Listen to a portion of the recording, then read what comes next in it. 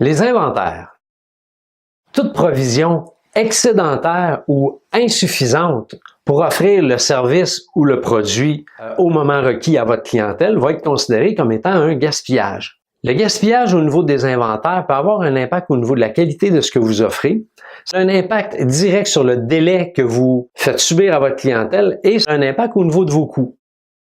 S'il y a un surplus d'inventaire dans votre organisation, disons, si vous en faites plus que requis, je fais allusion ici à de la surproduction, vous faites attendre votre client. Parce qu'on se rappelle, si on prend un exemple d'une surproduction de 50 unités, lorsque la première unité est prête et qu'elle doit attendre les 49 autres unités, mais veut pas, ça va prendre de l'espace pour accumuler ces 50 unités-là, mais il y a un impact direct sur le délai parce que la première unité était prête à passer à l'étape suivante, mais elle a dû attendre les 49 autres.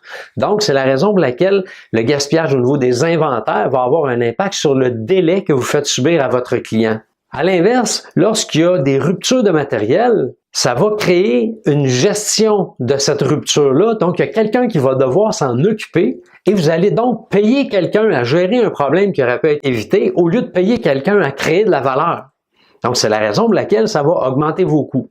Maintenant, certaines caractéristiques du gaspillage d'inventaire afin de vous permettre de les reconnaître dans votre organisation. Lorsque vous avez un niveau de produit, un niveau de dossier ou de projet en cours qui est très élevé, ou si vous avez plusieurs patients en même temps, nécessairement, ça va faire partie du gaspillage des inventaires parce qu'il y en a plus que requis à gérer et ce surplus-là va prendre aussi de l'espace inutilement dans votre organisation. Si au niveau de la gestion des stocks, il y a un débit stagnant, le matériel ne se renouvelle pas ou n'est pas utilisé, donc, nécessairement, il va y avoir un gaspillage parce que, un, ça prend de l'espace inutilement, puis deux, après la date de fin de vie de ce produit-là, vous allez devoir le jeter. Donc, tant qu'à jeter quelque chose, on est aussi bien de jeter de l'argent par les fenêtres ou le mettre directement dans la poubelle, ça va donner le même résultat.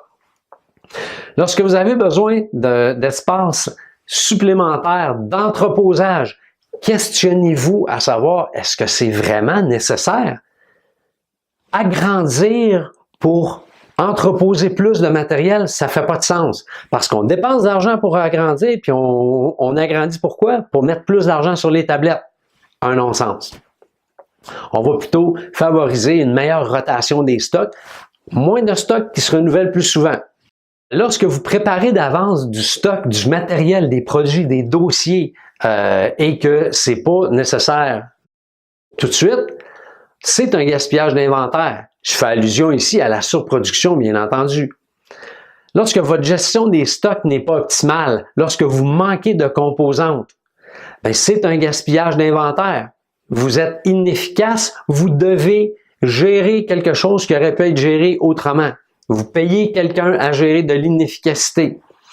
Donc, à chaque fois que vous manquez de fourniture ou que la gestion de vos stocks est complexe, c'est lié à un gaspillage au niveau des inventaires. Finalement, lorsque vous devez avoir plusieurs ressources dans votre organisation pour faire la manutention, soit des inventaires, des produits en cours de fabrication ou transporter tous ces dossiers préparés à l'avance, c'est relié directement à un gaspillage au niveau des inventaires. Donc, on se rappelle que le gaspillage d'inventaire a un impact direct sur le délai que vous faites subir à votre clientèle et un impact direct sur les coûts de votre organisation.